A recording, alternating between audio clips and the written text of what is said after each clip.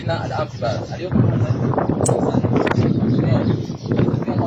18 يعني احنا من داخل بارد يعني المحليه وياخذ البلد كويس. وان شاء الله احنا متواجدين. الناس اللي بيقولوا قوات الدعم السريع برا امبارح.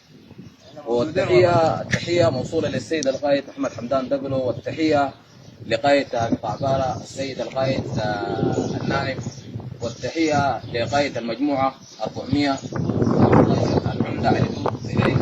ونحن الان متواجدين في بارا وناس التكازين التطويليه اللي بيقولوا هم جو بارا وما لقونا. احنا الان امس يوم 17 في بارا ويوم 18 داخل بارا، وان شاء الله حيلاقوا ان شاء الله لنا نغادر ميدانك ان شاء الله.